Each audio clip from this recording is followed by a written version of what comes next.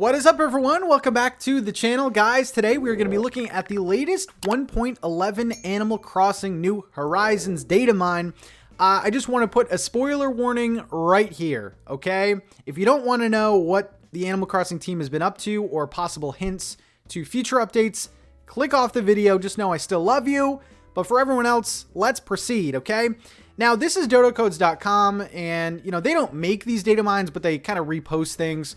The 1.10 data mine that we went into months ago, there was a lot of truth to it. And a lot of the things that we saw in the 1.10 data mine actually came true with this 1.11 update. So, yeah, I mean, some of this may not happen, but there's been a lot of truth, especially lately, to these data mines. It seems like Nintendo is being a little bit less careful of like what they put in. They're not really caring if people find out certain things. I mean, they are still hiding them, don't get me wrong. But let's take a deep dive into this. This is the 1.11 data mine. This has a mixture of new dialogue items, new items in general, new DIYs, new seasonal events. So it's pretty packed. Okay, so let's get right to it. So the first thing, these are some of the 1.11 notes. And the first thing says more cafe related changes. We'll go over what changes those are in a little bit, but the fact that we are getting more and more news about this cafe and Brewster rumors bodes well if you like the bird, okay? 1.10 had a huge dump of info for the cafe, and it seems like it's pretty inevitable that that will happen later this year. Next up is the fireworks show. Seems to be the source of many new treats. We know that you can get the the food items. Those were revealed by Nintendo Japan. I thought this was kind of cool. Red, who runs, of course, the firework event, has got a bunch of new dialogue options for year 2. So, you know, things like lucky number 13, don't let anyone tell you otherwise. Big number 14 it is. Number 19, you've won one of my favorite items, strawberry cotton candy or something like that. So if you guys want to pause the video and read some of these, or go to the link in the description, I will link this data mine if you guys want to go into this. It's kind of cool that they're adding new dialogue options. It might be small to some, but you know, for someone who's already played the event, this kind of goes a long way. All right, next up are the new items that came with this update. And to my surprise and to many, they added in Halloween stuff, okay? Now this kind of has me worried. On one hand, it's nice that we have new Halloween items and DIYs. That's fantastic. But man, they are getting a lot out of the way. So either they have something big or we're going to go through another dry spell in terms of updates. But these items are amazing. Okay. So starting off, we have the orange spooky tree. We have 4 customization options, and that will run true for all of the spooky items. Really cool that the customizations match year 1. So that is amazing. I flipped out when I saw these. You can also see the prices here, $2,500. Which I don't think that's true. I think they're $10,000 each if you buy them in the store. Maybe that's the selling price. I think that might be the selling price. Some of the seasonal items, we have cucumber horse and eggplant cow. We also have dango. These are all seasonal items. We'll go over what events they coincide with. We have a marigold decoration, which is really cool. This is a Day of the Dead inclusion, which we didn't have last year. We also have moon cakes. We have Songpan, I believe. So just more food items. Really, really cool. Next up, we have the orange spooky trick lamp in 4 color variants. This is a really cool item. Essentially what it is a plastic pumpkin with 2 little handles. And if you hit A, you can actually open the pumpkin up and it shows an image based on the customization. So the orange one's like a haunted house. The white one is like a spider. They're really, really cool. So those are awesome items. Next up, we have some of the food items. We have the boba in 5 different variants. You have coffee, green tea, mango tea, milk tea, and strawberry tea. These items I think are going to be super popular with the community.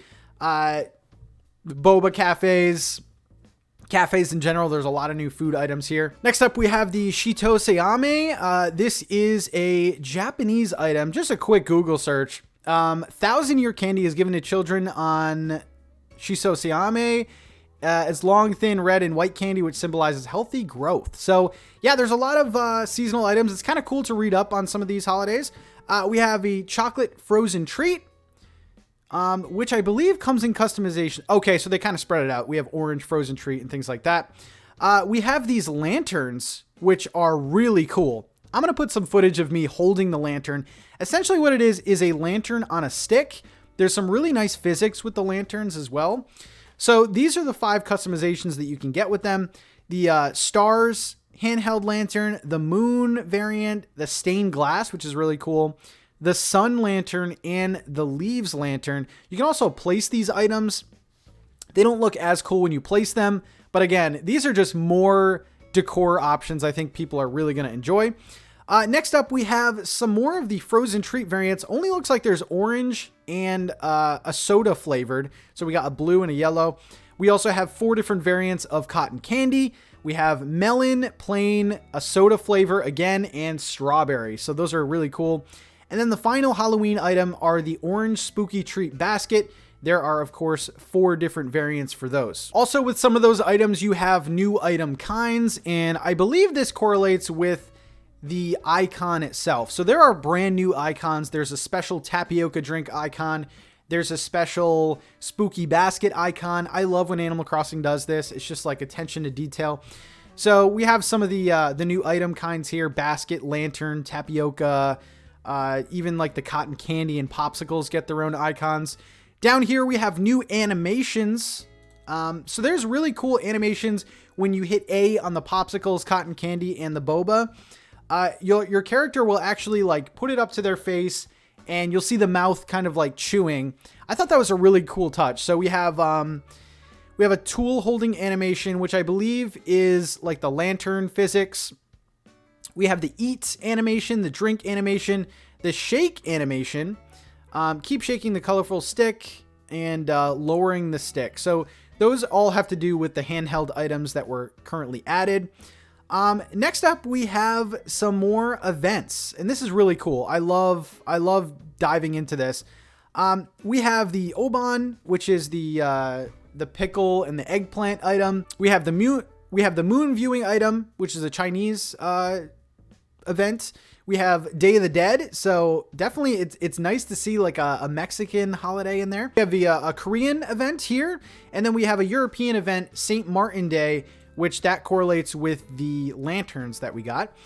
So here are all the new events we have. So we know all of these. We have fireworks. There's 5 different firework events every Sunday of August. We also have the Mid-Autumn Festival, June Bride, Halloween, Grape Harvest Festival, Day of the Dead, St. Martin's Day, and Shigo-san, which goes with the held little candy item that we showed earlier. Right here, again, I listed the items, but the fact that there are 23 new items in this latest update, we have 3 new recipes with the spooky items, so it's kind of cool that we are getting the items and the ability to craft them after the event ends, which I think is a really cool addition. Next up is, I think, the most exciting information with this 1.11 data mine, and that is news of the cafe, okay? So it says here, is Brewster's Cafe finally coming to Animal Crossing? There's a new progress event called NPC Memory Talk Progress Museum Built Cafe.